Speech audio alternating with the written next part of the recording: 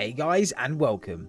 I'm not gonna lie, I was pretty salty throughout the Halo Infinite campaign after Atriox's alleged death at the very beginning of the game, or as we were told anyway by Escharum. A badass character like Atriox being killed off screen in a Halo game that we've waited 6 years for after the absolutely amazing introduction to him within Halo Wars 2. I was so hyped to maybe have a full campaign around Atriox, but when I heard that he died off screen, I was ready for war. However, when we see Atriox at the end of the Halo Infinite campaign during the legendary ending, or just the ending in general, alive and well, different coloured hair, a scar down the left hand side of his face, he looks like he's been through hell.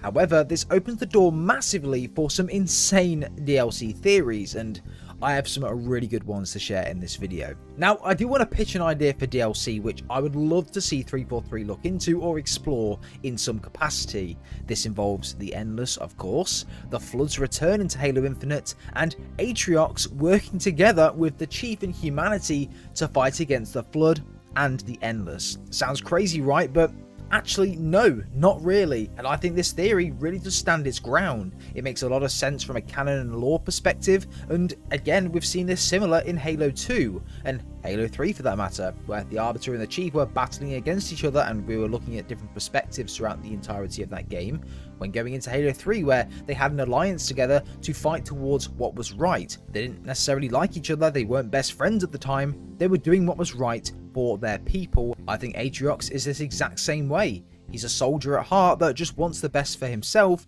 and his faction, the Banished, and if that means working with humanity, I don't think that's a big problem. It's even mentioned in some books and some lore that Atriox welcomes humanity or humans to join the Banished if they will follow his will and they share the same beliefs as him. Obviously, it isn't common for that to happen, but it's a possibility if they prove to him their will and their allegiance to the Banished. So yeah, take that into consideration when listening to the theory. But future DLC that can take the Arbiter and Chief nostalgia and turn it up to 1000%. I love the Arbiter as much as the next Halo fan, but man, you've got to admit, charging into battle with Atriox by your side, with this red gravity hammer glowing in the dark, man, it would just be absolutely epic. And this theory, I actually really do hope that it comes true, or at least some capacity of it. Before we get into today's video, guys, do let me know down below what you want to see come to Halo Infinite DLC. How do you want to play it out from the legendary ending going into DLC 1, 2 and 3? Would you fight against the Banished and the Endless throughout the entirety of the 10-year plan of Halo Infinite? Or have a huge plot twist and have a character like Atriox fight alongside the Chief and humanity in order to try and take down the Endless and the Flood? Let me know what you think down below, guys, but don't forget to drop a like if you do go ahead and enjoy the video, it'd be much appreciated, and subscribe for more daily Halo content going pretty much every single day. Do consider ringing that notification bell as well just below the like button to be notified when a video does go live, and yeah, you'll be the first one to get the scoop. But guys, without further ado, let's get straight into it. In the legendary ending of the campaign, we see that Atriox frees the Endless in an unknown location, but again, DLC 1 will give us some more information around this. His motivation to do this is currently unknown and will most likely be fleshed out within the likes of DLC 1, and I can imagine the very beginning of DLC 1.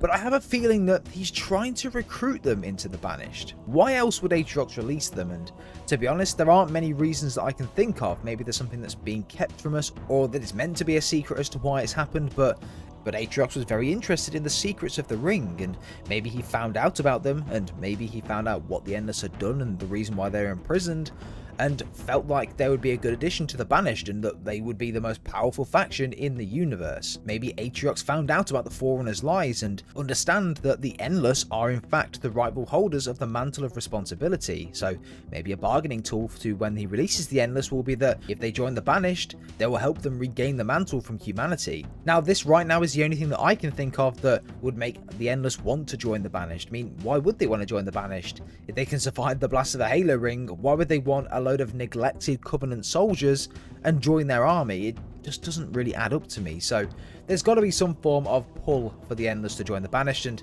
I think the Atriox will use the Mantle as that pull. However, with the Endless being remnants of precursors, and of course the Flood and the Gravemind being the remnants of the Primordial, which are essentially the same thing, the theory of the Endless being immune to the Flood might not be as far-fetched as we initially thought.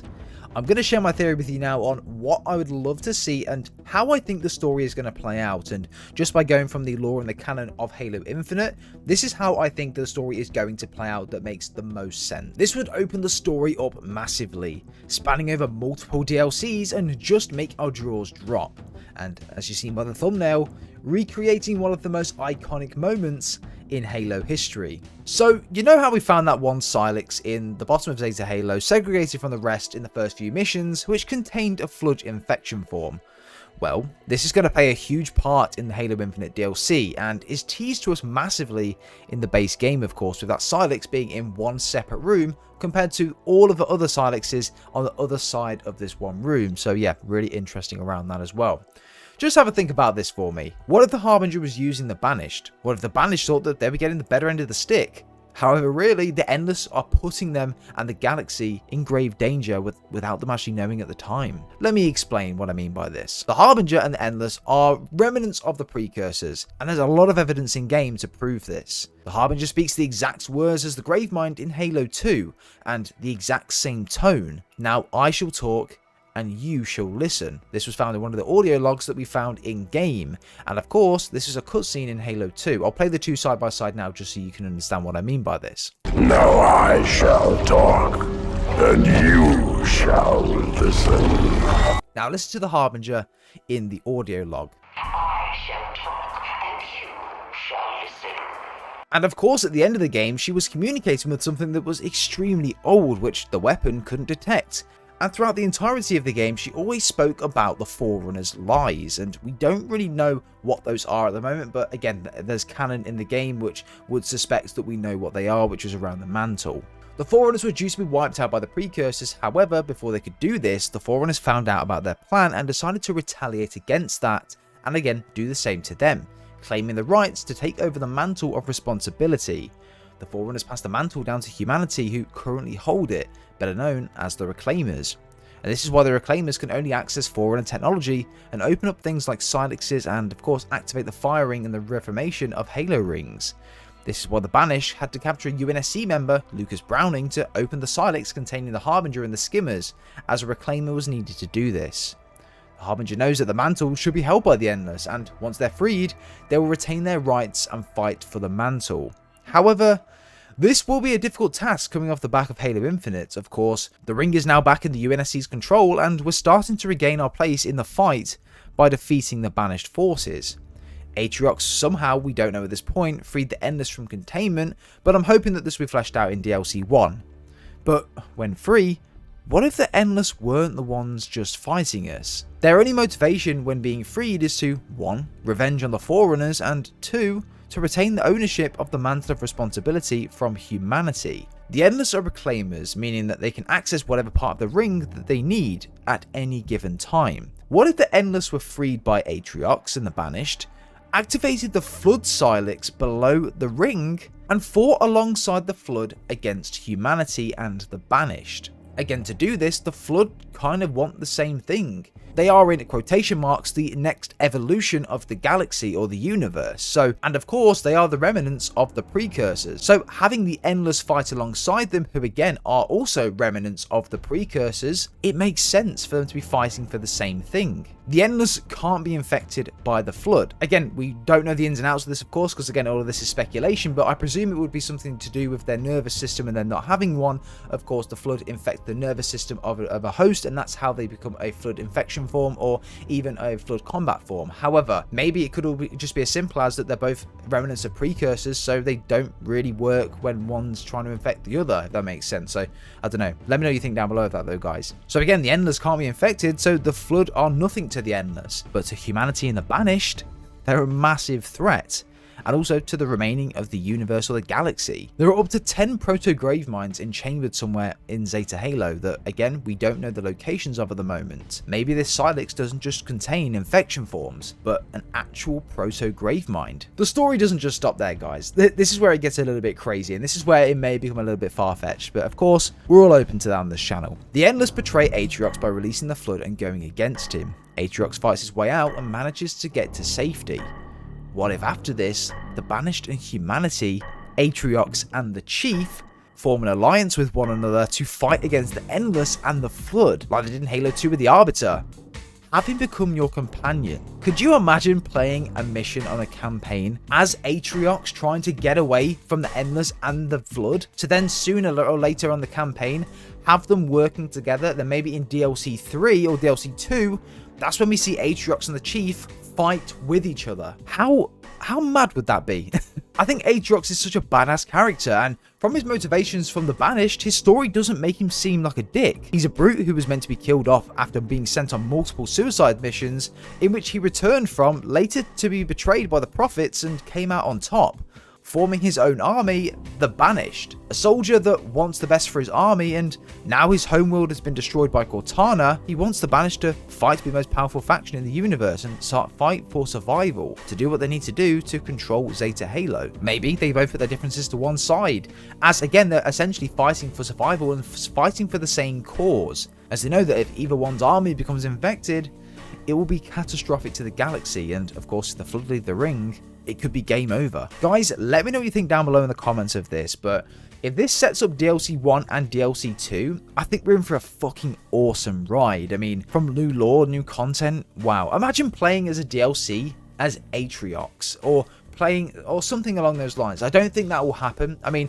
maybe they'll do something similar, because again, everyone loves playing as the Arbiter in Halo 2. Maybe that they're going to follow a similar path. Maybe in DLC 1, we play the game from a perspective of Atriox, of how he got to release the Endless, the first storyline of obviously fighting with the Endless, and again maybe being betrayed by the Endless, and then obviously the Flood being released, him fighting against it, him getting away, him seeing a lot of his army being turned into Flood, again similar to what was done in Halo Wars.